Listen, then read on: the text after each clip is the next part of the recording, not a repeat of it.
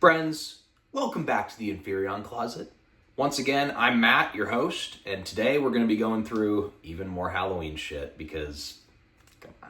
First up, we've got Phantasm, one of my favorite horror movies, period. And not just one of my favorite movies, but also one of my favorite series. It's almost like the Always Sunny in Philadelphia of horror movies because it keeps the same characters, the same actors, the same director, the same writer, the whole crew together throughout all 5 movies, even though they span like almost 40 years. And honestly, with the exception of like maybe the 4th one, they're all pretty good.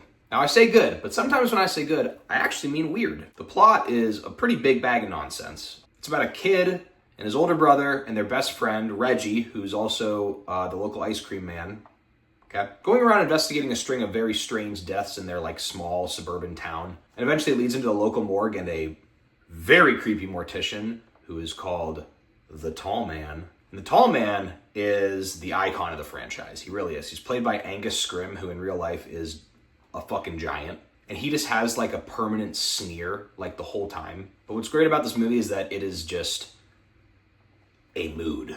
It is a total mood. It's got this like, I think it's an 8-note score that it just plays on a loop. And it sears itself into your soul. It's phenomenal. It's very campy and weird. There's a bunch of very iconic objects in it. There's like oil drums and Jawas from Star Wars and portals to other dimensions. There's so much weird shit. But the coolest thing are these little fucking orbs, these spheres that just literally will fly at people and then impale themselves in someone's forehead and drill into their brain. I like that stuff. But the reason it actually makes it onto my list of just things that I will always love is because it's actually also like elevated horror. And if I say why, that kind of spoils part of the movie, but it's very emotional and I sincerely love it. And it gets more emotional as the franchise goes on, with the 5th movie actually being like a total tearjerker. But anyway, Phantasm, great movie. Boy! So for this next one, I'm going to pose a question. You've seen movies with aquatic Nazis, movies with aquatic zombies, and movies with Nazi zombies.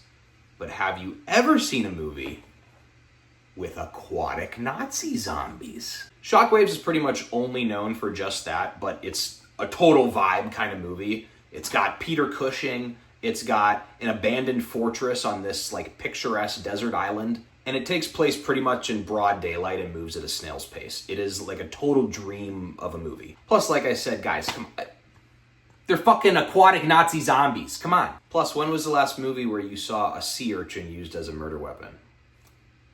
Shockwaves. So the next choice I've got today is one of the Hall of Fame Pantheon members of the You Get Exactly What You Expect from the Title Club. And it's called Who Can Kill a Child?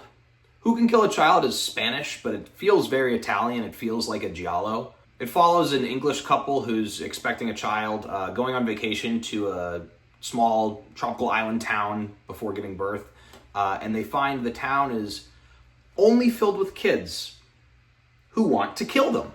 Now, the point of the movie is like this metaphor for the fear that new parents feel before bringing a child into the world. And it actually is pretty good in that sense. But let's be honest, if you watch a movie like this, you only want one thing, and you get that one thing. The 3rd act is so fucked. It's so fucked.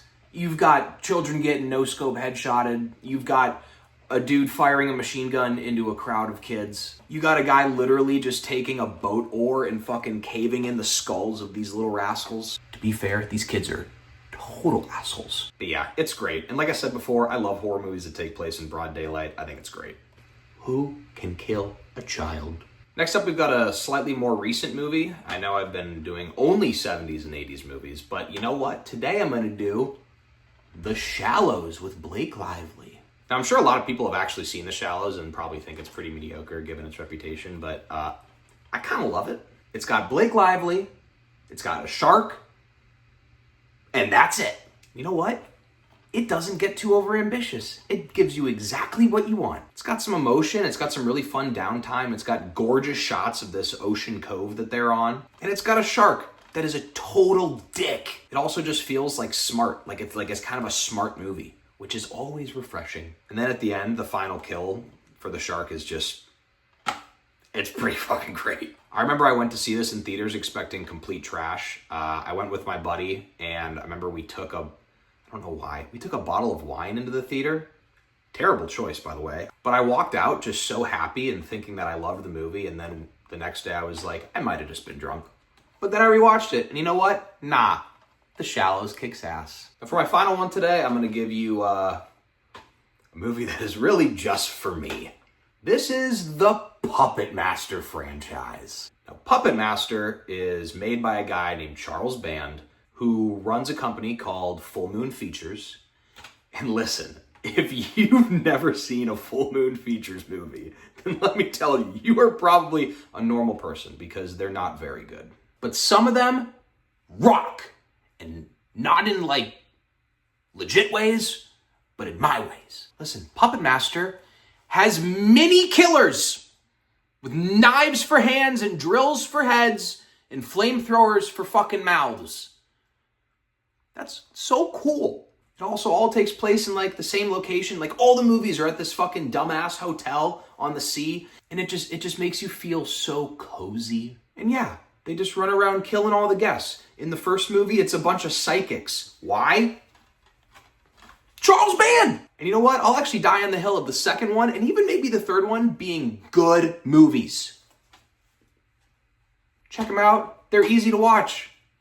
Puppet Master. Yay! But anyway, yeah, those are your 5 for today. I'm pretty sure most of them can be watched on Tubi, because I'm doing free ads here, but Tubi, if you don't have Tubi fucking kicks ass. And it's free! So, till next time, Inferion Closet. Love you guys.